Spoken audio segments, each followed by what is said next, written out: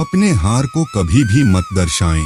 दोस्तों, इसमें आचार्य चाणक्य जी कहते हैं कि शत्रु के सामने अगर हार नजर आ रही है तो उसे कभी भी दर्शाएं नहीं। अगर ऐसे वक्त में आप कमजोर पड़ गए तो आपकी हार 100% निश्चित है। नमस्कार दोस्तों, right way motivated YouTube channel में आप सभी का स्वागत है।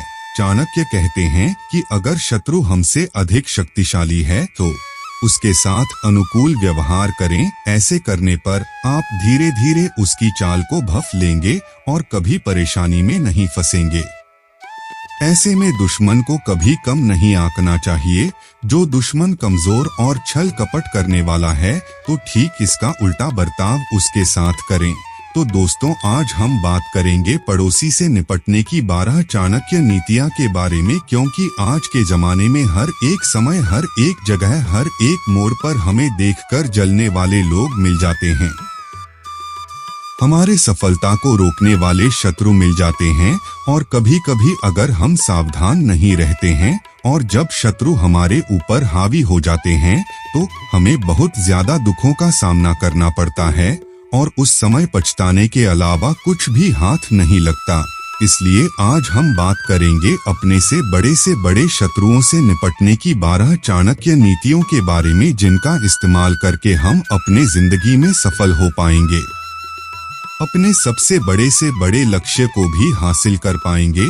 अगर आप इस वीडियो को लास्ट तक देख लेते हैं तो आपके पड़ोसी आपके पैरों के नीचे गिरकर माफी मांगेगा। इसलिए इस वीडियो को अच्छे से समझने के लिए इस वीडियो को लास्ट तक जरूर देखें। तो चलिए शुरू करते हैं। नंबर 1, आचार्य चाणक्य कहते हैं कि जब पड़ोसी आपसे ज्यादा ताकतवर हो तो बिना तैयारी के उसके सामने जाना मूर्खता है। कमजोर अवस्था में शत्रु से दो हाथ करने से आपका हार तय है।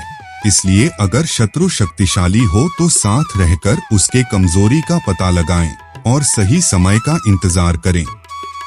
नंबर 2, दोस्तों, धैर्य रखें। शत्रु को मात देने के लिए हर समय ठंडे दिमाग से विचार करें और फिर निर्णय लें। ऐसे समय में धैर्य और आत्मविश्वास का होना बहुत जरूरी है। हड़बड़ी में आकर ऐसा कुछ ना कीजिए जिससे आपको हानि उठानी पड़ सकती है। नंबर 3, चाणक्य कहते हैं कि हमेशा चेहरे पर मुस्कान रखें। आपकी मुस्कान वो ताकत है जो बड़े से बड़े दुश्मन को मात दे सकती है। चाणक्य के अनुसार यदि कोई आपको पीड़ा देने की कोशिश कर रहा है तो डरने की बजाय खुश रहने की पूरी कोशिश करें। दोस्तों, यह कठिन जरूर है लेकिन यही उस पर सीधा वार करेगा। तकलीफों के बाद आपके चेहरे पर मुस्कान देखकर वह अपने आप ईर्ष्या से जलने लगेगा और आपकी हंसी देखकर वह कभी भी हंस नहीं पाएगा। बस यही मुस्कान आपको जीत के सेहरा पहना सकता है। और दोस्तों, मेरी तरफ से भी आपको विनती है कि आप हमेशा मुस्कुराते रहे, खुश रहे और सबको खुश रखें। नंबर 4, इसमें आचार्य चाणक्य जी कहते हैं कि मनुष्य को अपने वाणी पर खास ध्यान रखना चाहिए। आपके शत्रु इसका सबसे अधिक लाभ उठाने की प्रयास करता है। अगर आपकी वाणी खराब होती है तो आपके संबंध बिगड़ सकते हैं। आपके वाणी खराब होने से आपके अच्छे दोस्त और रिश्तेदार भी आपसे दूर होने लगते हैं। जो लोग कड़वा और तीखा बोलते हैं, लोग उनसे दूरी बनाकर रहना पसंद करते हैं। इसलिए हमेशा किसी से भी बात करते हुए आपको अपनी मधुर वाणी और अपनी मधुर बोल का इस्तेमाल करना चाहिए और विनम्रता से लोगों से मिलना चाहिए।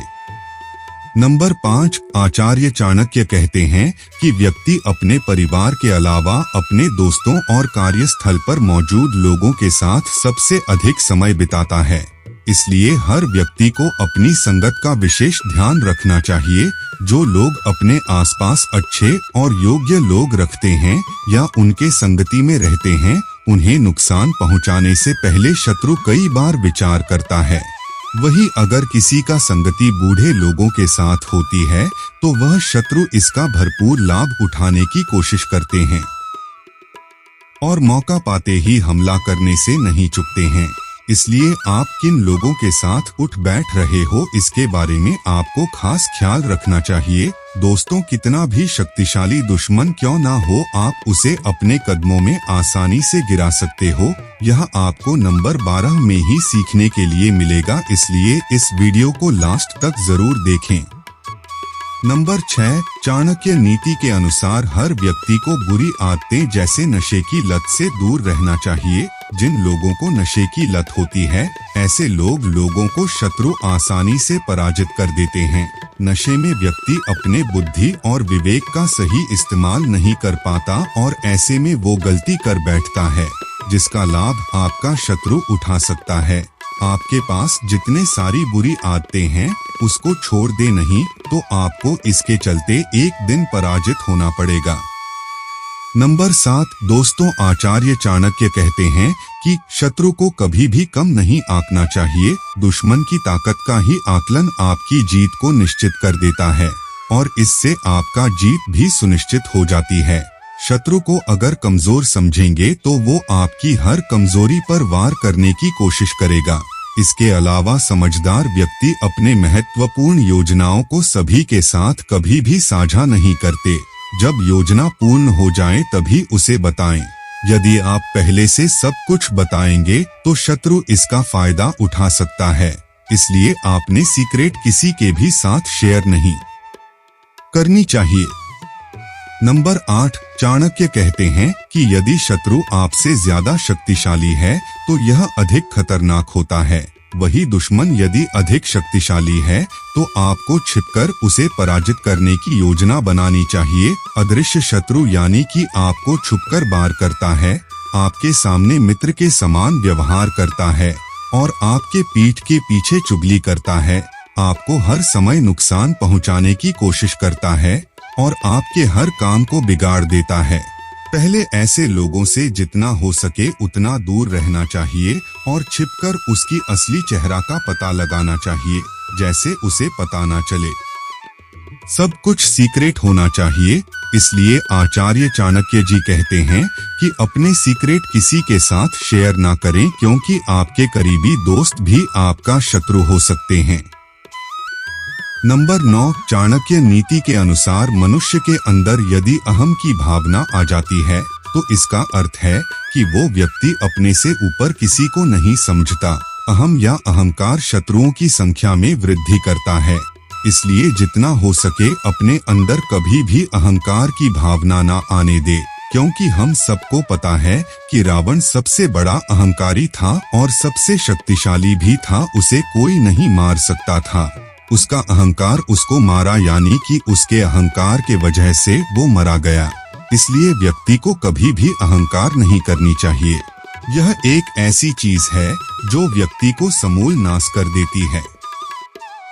नंबर 10, आचार्य चाणक्य जी के अनुसार यदि कोई आपका अपमान करे तो अपना गुस्सा जाहिर ना होने दे, बल्कि मौन धारण कर ले। जो व्यक्ति मौन रहकर रणनीति बनाता है, उसके बारे में जान पाना किसी के लिए भी असंभव होता है और स्वयं आचार्य चाणक्य जी ने भी यही नीति को अपनाया था। वह नंद महाराजा के द्वारा अपमानित होने पर भी मौन ही रहे थे और उन्होंने नंद को बेदखल करने की चुपचाप तरीके से रणनीति तैयार की और आखिरकार साधारण से बालक चंद्रगुप्त को सम्राट बना दिया। इसलिए आचार्य चाणक्य जी कहते हैं कि गुस्सा यमराज के समान होता है। गुस्से में व्यक्ति सोचने समझने की शक्ति को खो देती है, इसलिए व्यक्ति को जो भी कुछ करना है शांत रहकर अच्छे से सोच समझकर करना चाहिए। नंबर 11, चाणक्य कहते हैं कि शत्रु कई तरह के हैं। आप अपना शत्रु किसे मानते हो, क्योंकि मांगने वाला लोभी मनुष्य का शत्रु होता है। मूर्ख लोगों का शत्रु उन्हें सद उपदेश देने वाला होता है। बड़े चरित्र वाले स्त्रियों के शत्रु उनके पति होते हैं और तारों का शत्रु चंद्रमा। अर्थात यहाँ पर आचार्य चाणक्य जी समझाते हैं कि लोभी और लालची व्यक्ति उसको अपना शत्रु मानते हैं जो उनसे किसी चीज को लेने की आशा रखती है अथवा कुछ मांगता है। मूर्खा को सद उपदेश देने वाला अथवा उन्हें सही मार्ग पर चलाने वाला उनका सबसे बड़ा शत्रु होता है, क्योंकि मूर्ख व्यक्ति के यह विशेषता होती है कि किसी के अच्छे बात को वह नहीं मानता और अपने कार्य को ही सही ठहराता है। इसी प्रकार जो स्त्री बुरे चरित्र वाले होते हैं और बुरे कार्य करने से जो पति उसे रोकती है उसे वह अपने शत्रु मानती है। इसी प्रकार चोर रात्रि के समय अंधकार में अपने कार्य करते हैं, चांदनी रात में उनके लिए चोरी करना असंभव होती है, इसलिए चंद्रमा उनका सबसे बड़ा शत्रु होता है। इसी प्रकार जो किसी के कार्य में रुकावटें डालता है वही उसका शत्रु है। नंबर 12, इसमें आचार्य चाणक्य जी कहते हैं कि आज तक इस दुनिया में सच्चाई को कोई भी नहीं हरा पाया है और ना ही सच्चाई को कोई हरा सकता है। अगर आप सही रास्ते पर हो तो अपने दुश्मन आपको कभी भी नहीं हरा सकता।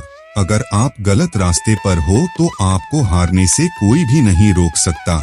यही सत्य है। हमेशा याद रखिएगा। आप जानते होंगे जैसे 100 कौरवों भाइयों को 5 पांडवों ने नाश कर दिए थे। इसलिए हमेशा एक व्यक्ति को धर्म का साथ नहीं छोड़ना चाहिए और ऐसे लोगों को चिंता करने की कोई जरूरत ही नहीं है और ऐसे लोगों का कोई कुछ भी नहीं बिगाड़ सकता। चाणक्य कहते हैं कि शांति से बढ़कर कोई तप नहीं, संतोष से बढ़कर कोई सुख नहीं, तृष्णा अथवा चाह से बढ़कर कोई रोग नहीं और दयालुता से बढ़कर कोई धर्म नहीं। शांति से रहने के लिए व्यक्ति को अपनी कामनाओं और इंद्रियों पर नियंत्रण रखना होता है। इसलिए यह तप है। जो व्यक्ति हर समय भागता दौड़ता है और कामना करता रहता है उसे सुख नहीं मिल सकता। दोस्तों, गौतम बुद्ध भी लिखे हैं कि कामना का विनाश ही दुखों का विनाश है। इसी प्रकार मनुष्य के तृष्णा उस रोग की तरह है जिसमें भूख कभी साथ नहीं होती और दया को आचार्य चाणक्य जी ने सर्वश्रेष्ठ धर्म माना है। दया का अर्थ है कि संवेदना का विकास, इसमें अन्य का भाव समाप्त हो जाता है। तो दोस्तों, अपना कीमती समय देने के लिए धन्यवाद। आज के लिए इतना ही। आपको यह वीडियो पसंद आया होगा तो हमारे वीडियो को एक लाइक और चैनल को सब्सक्राइब करके ऑल नोटिफिकेशन दबा ले। मिलते हैं अगली वीडियो में। आपका दिन शुभ हो। धन्यवाद।